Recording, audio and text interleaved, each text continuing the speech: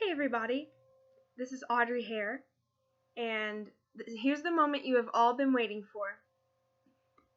I said earlier this week that I would be providing y'all an update on how my life has been and how it's going right now. Well, here it is. So, last weekend, on Saturday, October 17th, I retook a certification test, a teacher certification test known as the Pedagogy and Professional Responsibilities, aka the PPR, on Saturday morning, October 17th. And boy, was it intense. But I have some good news for y'all. I finally have passed it. And this is something that I've been struggling with for like the past 2 years or so. And a lot of the struggles that people have, they have stories behind them. And my struggle with this exam definitely has a story. And so here's the story. So this began in 2018, the fall of 2018, when I had a student teach just before graduating from college. I knew that I had to get 2 teacher certification exams passed in order to be able to get my teacher certificate. Well, I ended up struggling with both of them actually, but the music content one, my subject exam, I had to take that one twice before I passed it. And I continued to struggle with the PPR. I took it twice during student teaching and didn't make the passing score that I wanted to. And despite me not passing that, I still was able to graduate in December of 2018. And I was thankful to be able to graduate.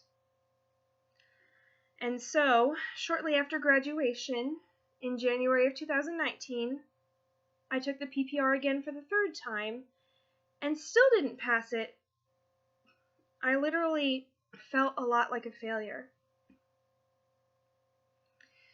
And then I spent a couple months after that reviewing it again and retook the PPR for the 4th time in March of 2019 and still didn't pass it. And so in the several months after that, that was a time of fear and despair, kind of on and off. But I did have a few things that I was participating in that summer that distracted me from getting completely discouraged and despaired. And then at the end of the summer, I made up my mind that I would go ahead and apply to be a substitute. And sure enough, in October of 2019, I began my work as a substitute. However, a month before that, I lost my grandfather to cancer. And it was really hard on all of us. I thought I was going to be able to retake the PPR for the 5th time in September of 2019, but unfortunately, due to my grandfather passing away, that didn't get to happen. But when I started subbing, I was given a better opportunity to practice my teaching skills, in addition to what I had learned while student teaching. And sure enough, it did help me quite a bit with my teaching skills. I did have a little bit of hope come back to me that I would eventually pass the PPR, but I still had some doubt and some fear as well. And I continued subbing for the next several months. Fast forward to January of 2020, I had a long-term subbing assignment for a class, and I made a lot of relationships with those children. And I thought that I would retake the PPR in the spring before May, but unfortunately that didn't happen because in March, COVID-19 began to hit us. And unfortunately, that resulted in the schools closing indefinitely through the end of the year. And so I didn't get to sub at all. And it was horrible. And so that summer, I thought I would be able to retake it, but it still didn't happen because I had several other responsibilities like church and a few other things. I was involved in the VBS musical again for the second time and had to focus on that in addition to studying on and off. But by the time August of this year hit, I started to study a little bit more. And in September, about a month ago, well over a month ago, I registered for my 5th attempt for the PPR, and it was scheduled for Saturday, October 17th, 2020 in the morning. From the time that I had registered for the exam to the time I had taken it, I studied quite a bit every day. And those of you who know me know that I'm not really that good of a test taker. But the morning of the test, I made sure the night before, well actually the day before I was about to take the exam, I tried to relax as much as I could, especially that night, because I knew that I had to get enough sleep in order to be able to take the test well.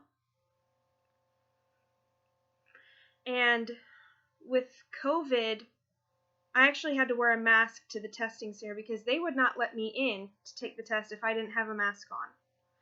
But I did bring a mask with me, and it felt really weird having to go into that exam room and sit in front of that computer and take that test in a mask. A lot of people were worried that I wasn't going to be able to breathe very well, but that mask was not a very bad mask at all. I actually like the mask that I wore. While I was taking the test, I stayed focused. And I did have to take breaks. Of course, it's normal to have to take breaks when you're taking these big tests that you've prepared for so long. It's normal to take breaks, and I did have to take a couple of breaks. I think I took like 2 of them during the test. And the first break was just a normal break. I felt okay after the first break. But when the second break had started, I was like 20 questions away from being finished. And my mind almost froze to the point where I did have to leave the room and then come back. But I was able to finish the test just fine. And I did go back and review my answers. And by the time I was finished taking the test, I was worn out. To the point where I just wanted to go to my room and just relax for the rest of the day. And that's exactly what I did.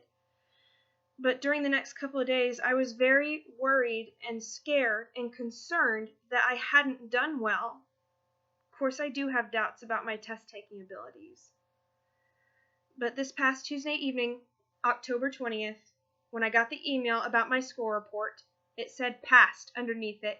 And when I saw the word passed, I literally started squealing and jumping up and down. I was so excited about it, and so were my mom and dad. And I finally knew that I was about to become a certified teacher. This struggle that I went through is something that I can use to my own advantage. I think that people's struggles are going to touch other people. The story of people's struggles, they will touch other people. And I can definitely use this opportunity with the struggle that I went through to reach out to my future students that might possibly be hurting or going through something difficult. But all of this happened by the grace of God. I would not have done it if He hadn't have been in that exam room with me. Everyone else was very supportive of me in my decision to want to teach, even when this road was very hard. There were days where I felt like I had nothing left to give in studying. There were days where I felt like I just wanted to quit on this, but everyone kept encouraging me, and they kept telling me to choose faith over fear. And that's what I chose, was faith over fear.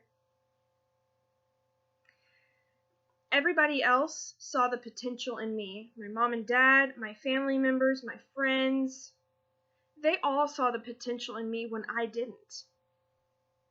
And God saw the potential in me too.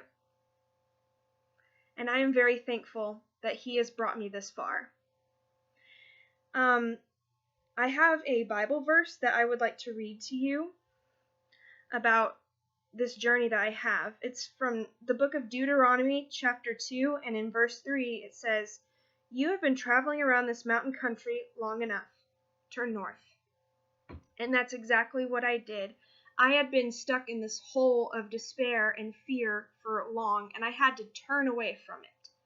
And that's exactly what I did. This is not the first struggle that I have gone through, and it most certainly will not be the last. So within the next few weeks or so, when my certificate comes in, I'm going to start job hunting, maybe within the next couple months or so. And so I would definitely appreciate it very much if everyone would keep me in your prayers. So that was my story. I was so excited to share with y'all the update on my life. I cannot wait for my teacher certificate to come in, because I will officially be a certified teacher in the state of Texas when that certificate comes in. Thank you.